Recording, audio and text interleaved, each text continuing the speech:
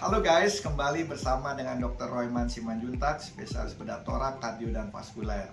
Saya mengucapkan terima kasih yang sudah menonton YouTube channel saya sampai saat ini, khususnya kemarin mengenai AstraZeneca. Sudah banyak yang subscribe dan juga like and comment. Kemarin saya sudah membahas mengenai KIPI dan juga bagaimana mengatasi KIPI. Kali ini guys, saya akan membahas satu topik yang sedang hot pada minggu ini, yaitu mengenai vaksin gotong royong. Apa itu vaksin gotong royong? Siapa yang mendapatkan vaksin gotong royong dan siapa yang membayar, dan vaksin apa yang dipakai? Silakan menonton guys. Ya guys, saya akan sedikit mengupdate mengenai vaksinasi yang sudah dilakukan di Indonesia sampai saat ini. Pertanggal 16 Mei 2021 sudah sebanyak 22,5 juta dosis vaksin yang telah disuntikan. Dan ada satu hal yang menarik guys, studi terbaru yang ada di Indonesia mengenai Sinovac.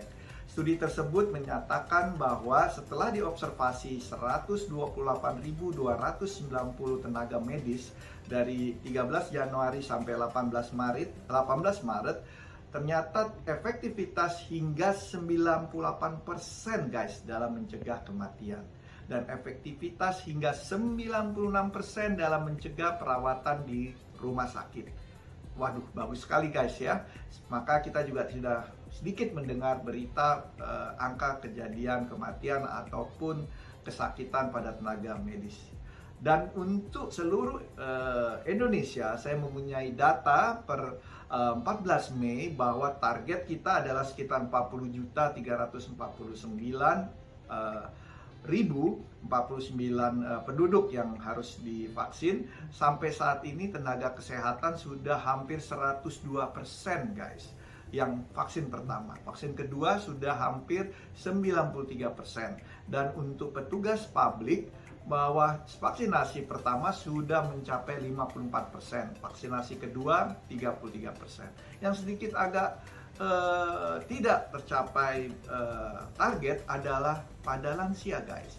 Itu vaksinasi pertama hanya 12,9% dan vaksinasi kedua 8,4% dari 21 juta.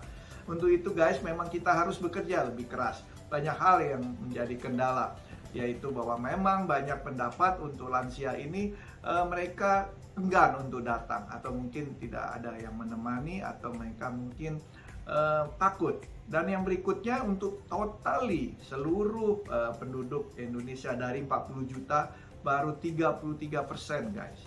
Makanya perlu usaha lebih maksimal untuk kita mencapai 40 juta. Dan kalau kita lihat sekarang update untuk mengenai vaksinasi tadi, yang sekarang kita melihat apa itu vaksinasi gotong royong.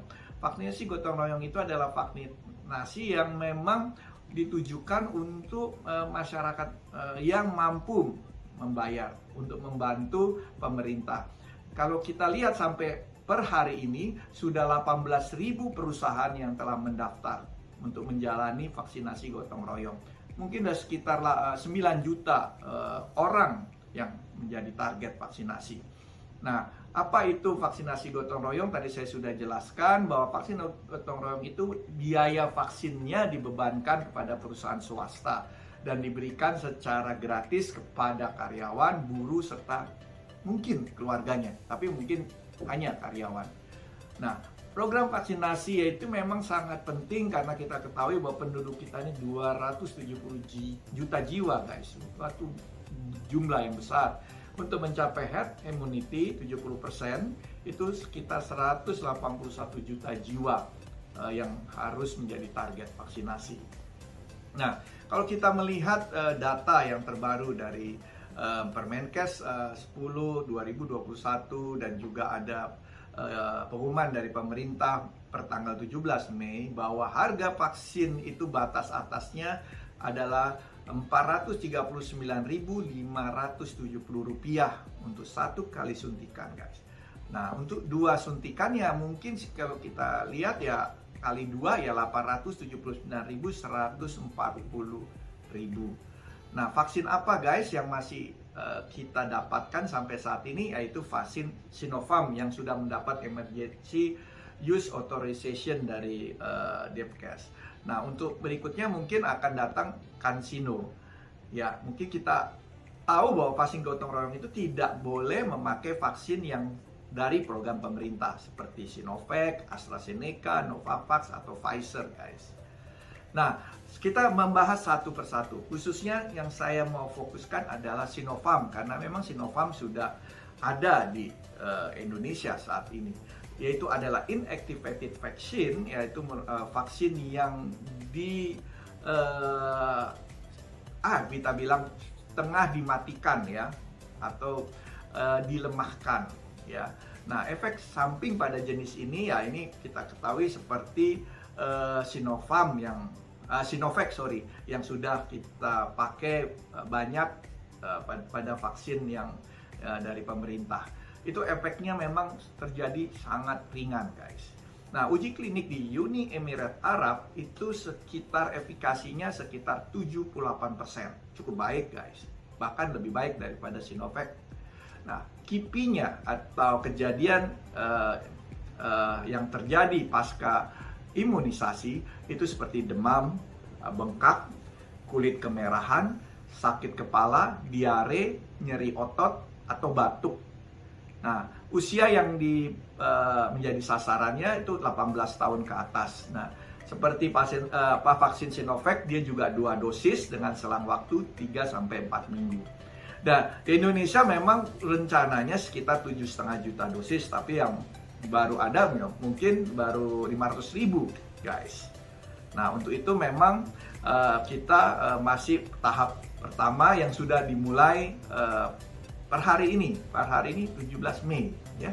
Nah, yang berikutnya yang mungkin akan datang ya dalam proses yaitu CanSino. CanSino ini juga merupakan production dari China, dari Beijing Institute, dan itu adalah Human Adenovirus Vector ya. Dan efikasi vaksin ini 65,7%, guys. Dan itu dari hasil uji klinis fase 3 ya sekitar 40.000 partisipan. Nah, tapi yang menjadi menarik bahwa CanSino diberikan hanya 1 dosis.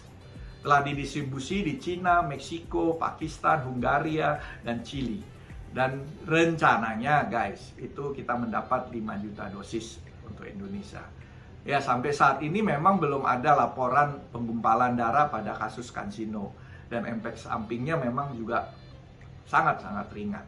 Oke guys, jadi yang dipakai untuk vaksin gotong royong itu adalah Sinopharm dan CanSino. Dan yang saat ini ada adalah Sinopharm yang sudah datang. Guys, saya sudah menjelaskan mengenai vaksin gotong royong, bahwa vaksin gotong royong ini sangat bermanfaat dan membantu pemerintah dalam mensukseskan program vaksinasi COVID-19. Mari kita sama-sama mensukseskan, dan jangan lupa guys, kalau ada kejadian ikutan pasca imunisasi, jangan lupa menghubungi nomor yang ada di belakang kartu fasilitas pelayanan kesehatan puskesmas yang tercantum di kartu tersebut. Silakan menyaksikan video-video saya yang lain mengenai vaksinasi. Tetap jaga kesehatan Anda, prokes, dan jangan lupa guys, like, subscribe, and comment.